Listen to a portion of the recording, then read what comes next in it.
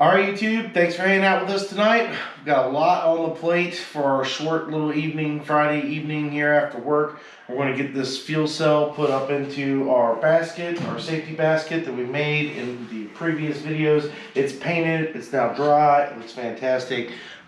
Prior to filming a little bit, we did get it all bolted in and secured in. So we're going to be showing you guys the process of dropping the fuel cell in. We're going to put the safety straps on top. We're going to put bolts through there because we got to drill some holes for that. We picked up all the new internal parts for our fuel filter and I've already got those installed. And once the fuel cell's in, hopefully we'll get to start plumbing out some of the lines, and maybe we'll get it done tonight, maybe we won't, but stick around with us. We're going to do our best and get as much done as we can.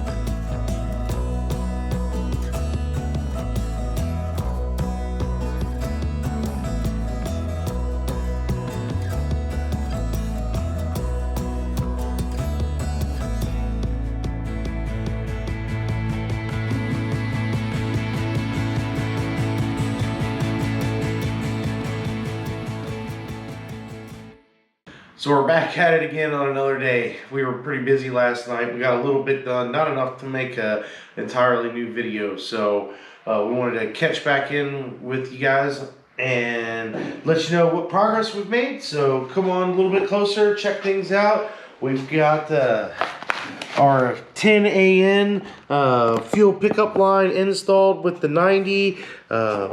We put a custom fitting in here. We ran it all the way down to our fuel filter, which we removed the stainless steel insert in that, cleaned it all out, made sure the housing was all clean, put new O-rings on it, so it's basically ready to rock and roll.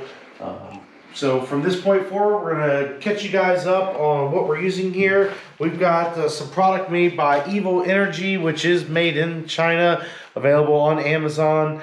When it comes to 10AM line, it's pretty pricey, and this line here meets all of our needs. It can run E-85. It does have a stainless steel braid inside of it and then a nylon braid on top of that. So we're going to see how well that works, and then you can get these individual compression fittings and basically make your own line. So your choice, you can however you want it, custom make it. Fits our needs pretty well, so we're going to show you guys, we're going to get it all lined up and show you guys how we do it. And one thing to keep in mind is when you cut this stuff, you cannot cut it with a pair of snippers. You need to cut it with a hacksaw, a bandsaw, or a really sharp die grinding disc. We're going to use a electric bandsaw to cut it, and make sure you wrap electrical tape around it before you cut it, and that prevents the black nylon from fraying out as well as the stainless steel mesh from fraying out. Alright, stick around, we're going to get it done.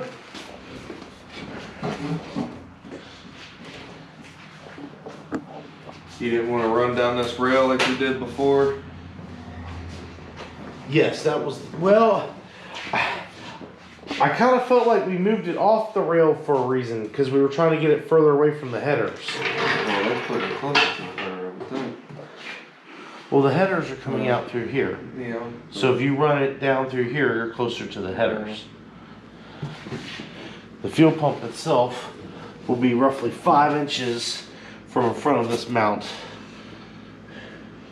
Roughly. So I mean, if you wanted to bring it all the way up like that, I'd be okay with that. Then we'll cut it right.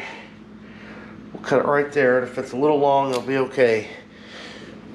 I'll mark where we're going to cut it with some electrical tape. Well, do you think it's going to run up this rail though, and then reach around? Because I think that's how it was before. It was 45 to us. You know what I'm saying? I'd still say we're in good shape, or no, because we're not held up here.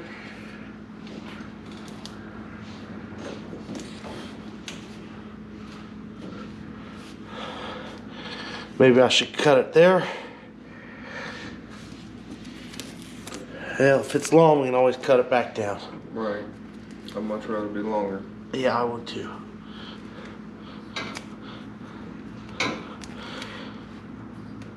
Alright. If you mark your cut with electrical tape, then when you can just cut it right in half, right down the middle, and you won't have any fray problems.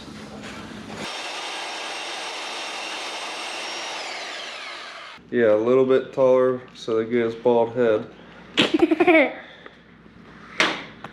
There we go. So we got a universal adapter compression fitting here. There is a white PTEVASABCDE line inside of here. And we got to pull this metal and this nylon away so we can get this ferrule pressed all the way down on there.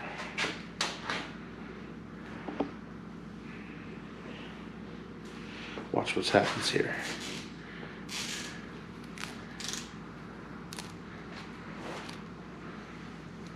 Poof. And you have to be sure that you get this ferrule pressed all the way down into this tubing here.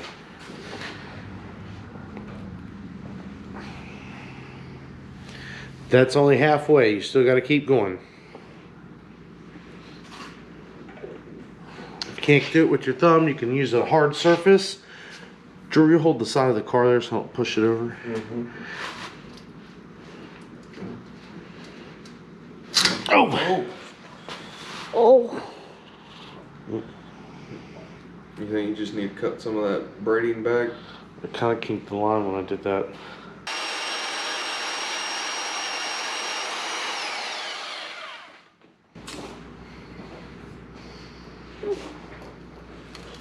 You know, Sam is trying to do this.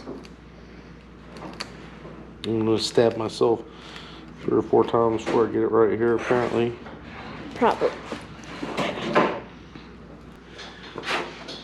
Now, before you pull this sleeve all the way up over here, you have to insert this into the tubing. And we found that sometimes just a little extra lube on the end, maybe even just a little bit of water on the end to help ease the process some.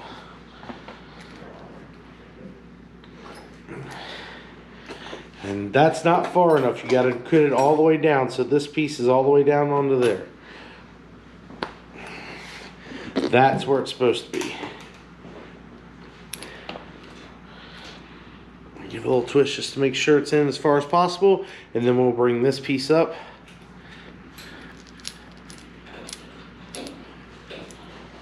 Alright, try everything on by hand to begin with, and then once it gets too tight, we can't do it anymore by hand, we'll chuck it up in the vise.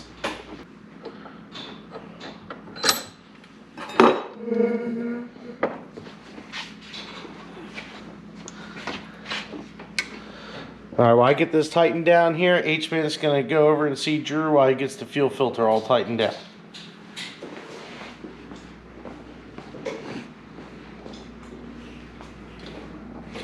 Got these cool little brackets we pulled off the shelf.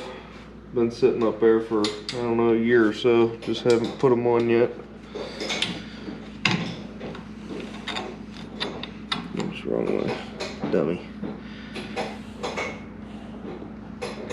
Alright, back up. Thank you. Did you just want it straight down, Sam? Yep. Good enough. Good and solid.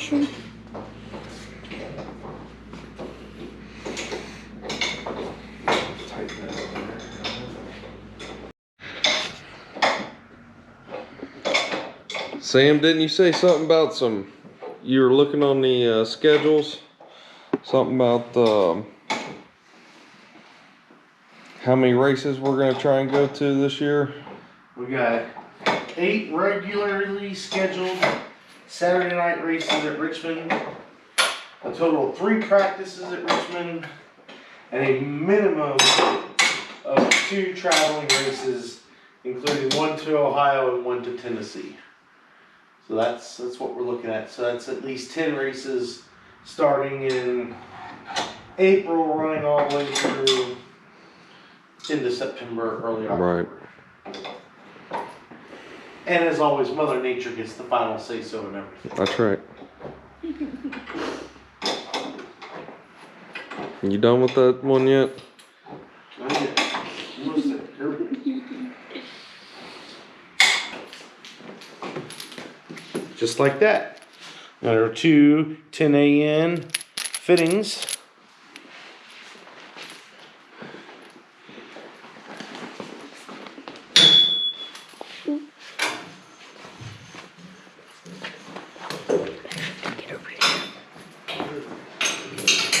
We'll just stick it over there for right now.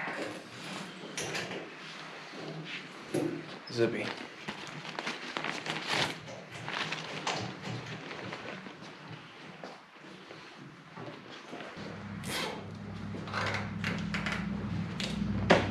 Zip ties are a great way to hold things in place, and they're easy to get off.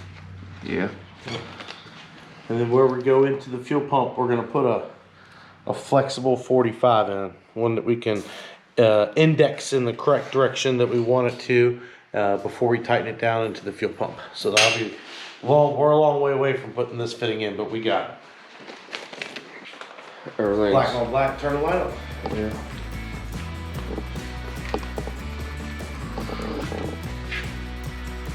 Perfect.